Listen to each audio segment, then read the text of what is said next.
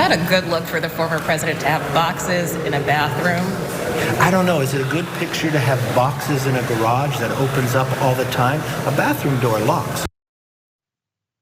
Okay, so again, that's brainless whataboutism, but it's even more brainless than usual because there's at least two very big issues with what he said right there. So first of all, I'm gonna blow his mind and maybe increase his home security by pointing out to him that, did you know garages can lock, Kevin McCarthy? You should look into it for your own garage, perhaps. In fact, if there's any petty thieves in the area around Kevin McCarthy's house, they might want to just pull up his garage door because apparently he's never been securing it.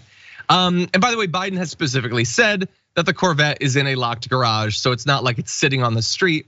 By the way, you can still have an issue with it regardless. Whatever minor documents Biden had there that he willingly gave back without a raid, they shouldn't have been there in the first place. You could have a problem with that.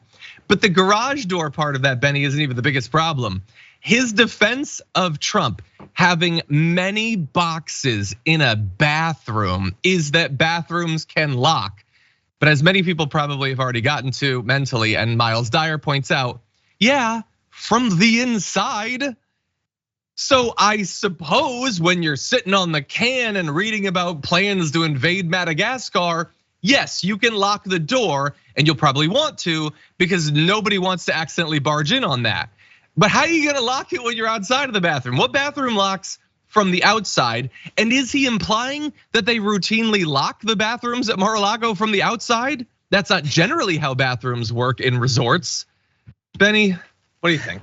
It's just so silly. Like, I love the idea of somebody like going to the bathroom, sitting there in front of like all the classified documents, being like, time for some casual reading, no big deal. What a convenient location for all of these secret documents. Like, I mean, I don't know. It's definitely more silly than the garage, right? Because it's like, oh, I got all these classified documents. What am I gonna do? I don't know. I guess I'll throw them in the garage. Definitely makes more sense than the bathroom. At least like, I don't know if you're putting random stuff somewhere, but like, it does kind of say something, I think, about politicians in the United States, especially at that level. Just like the general sense of entitlement they have to like any degree of creature comfort without regard for their jobs or responsibility or anything. I guess it just kind of shows to me that like there's a lot of politicians who don't take this seriously, which I guess as somebody who has worked in politics, I can pretty much guarantee you a lot of them don't. Like, so I think that really, I guess, is the lesson here.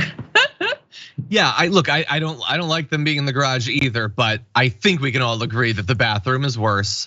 I think we can all agree that, my God, Kevin McCarthy, who for decades was like, man, I got this locked down. I'm gonna rise up the ladder of power, and then someday I'll get to pretend that I don't think it's weird that Donald Trump, the apprentice guy, is storing nuclear secrets in a bathroom.